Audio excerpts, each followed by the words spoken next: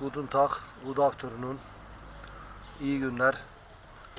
Today, bugün Allah-u Teala'ya güzel söz söyleme ibareti yapacağım. Başlıyorum. Sonsuza dek Abdülabad, yıldızların sayısı adedince rahmetler, sevgiler olsun Rabbül Alemin Allah-u Teala'ya. Sonsuza dek Abdülabad, yani yağmurların sayısı adedince rahmetler, sevgiler olsun Rabbül Alemin Allah-u Teala'ya.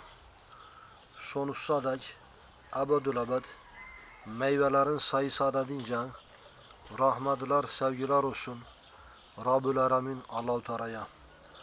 Sonsuza dek Abdülabad, mahlukatın sayısı adedince rahmetler, sevgiler olsun Rabbül Alemin Allah-u Teala'ya.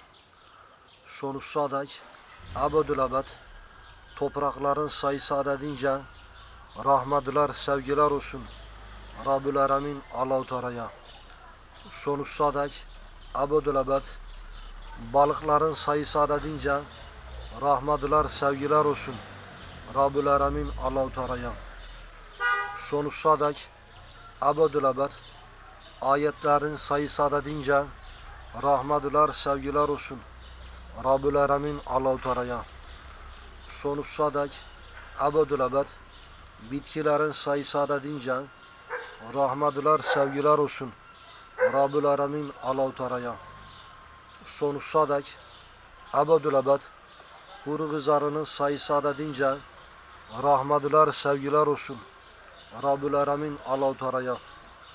Sonsuza dek Abdülabad, okyanusların kumları sayısı adedince rahmetler, sevgiler olsun Rabbül Alemin Allah-u Teala'ya. Sonsuza dek Abdülabad, karıncaların sayısı adedince rahmetler, sevgiler olsun Rabbül Alemin Allah-u Teala'ya.